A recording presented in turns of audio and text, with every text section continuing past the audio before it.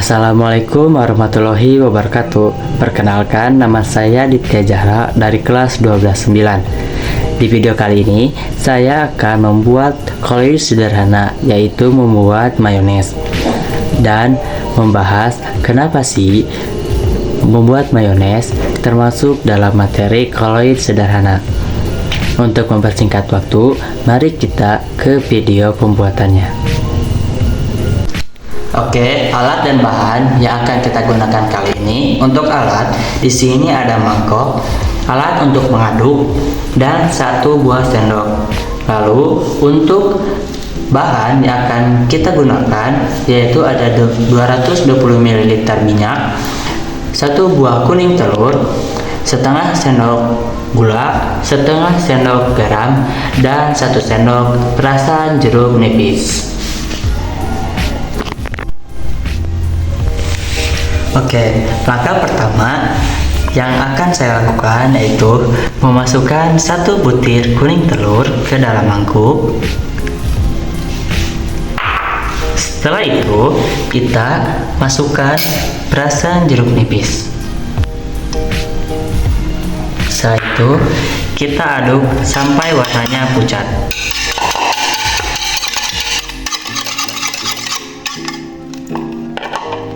Nah, lanjut kita masukkan minyak secara bertahap menggunakan sendok.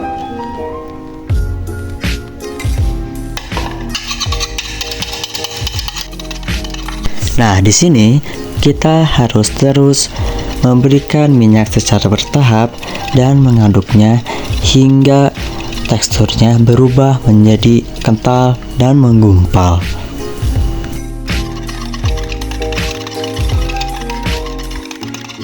Dan di sini saya sudah memasukkan setengah sendok garam dan setengah sendok gula ke dalam adonan atau mangkuk, lalu diaduk hingga merata.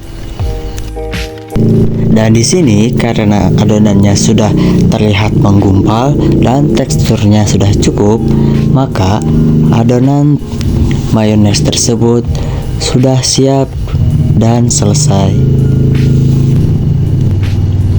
Nah, itu adalah video pembuatan atau langkah-langkah untuk membuat kalori sederhana, yaitu mayones. Dan sekarang saya akan menjelaskan kenapa sih membuat mayones disebut sebagai kalori sederhana, yaitu karena mayones adalah contoh sistem kalori jenis emulsi, yaitu campuran 2 zat cair yang tidak dapat bercampur secara sempurna, seperti minyak dan air, dengan bantuan zat pengemulsi. Lalu penjelasannya secara ilmiah dari sifat koloid. Koloid itu sendiri adalah campuran heterogen di mana partikel-partikel zat terdispersi berada di antara ukuran larutan dan suspensi sebesar 1 sampai 1000 nm. Dalam mayones, partikel minyak terdispersi dalam medium air, membentuk emulsi. Dan peran pengemulsi atau emulsifier mayones dibuat dari minyak, kuning telur, cuka atau lemon, atau yang kita gunakan yaitu perasan jeruk nipis, dan mustard, tapi mustard saya tidak gunakan. Kuning telur mengandung lecitin yang berfungsi sebagai pengemulsi, membantu minyak bercampur dengan air dan mencegah pemisahan. Lalu saya akan menjelaskan juga mekanisme emulsinya.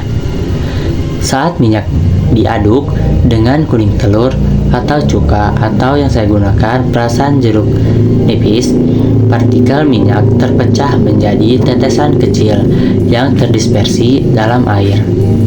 Lecitin dalam kuning telur memiliki bagian hidrofilik atau suka air dan hidrofobik atau suka minyak, sehingga dapat menghubungkan minyak dan air dalam campuran yang stabil. Dan saya akan menjelaskan juga mengapa sih pembuatan mayones ini disebut sebagai kalori sederhana. Dibandingkan sistem koloid lain yang lebih kompleks seperti aerosol atau sol, emulsi mayones hanya melibatkan dua fase utama, yaitu minyak dan air, serta satu zat pengemulsi atau lecitin. Pembuatannya juga relatif mudah, cukup dengan proses mekanisme seperti mengaduk. Jadi, pembuatan mayones disebut sebagai koloid sederhana karena prinsip dasarnya. Pembentukan emulsi koloid yang digunakan cukup mudah dipahami dan diterapkan. Nah, segitu penjelasan saya tentang mengapa sih pembuatan mayones ini disebut sebagai koloid sederhana. Dan saya berterima kasih karena telah menonton video saya sampai akhir. Dan mohon maaf bila ada perkataan atau cara bicara saya yang terlalu lambat atau terkesan agak kurang lancar. Mohon maaf karena saya juga masih tahap pembelajaran atau belajar. Sekian, terima kasih dan assalamualaikum warahmatullahi wabarakatuh.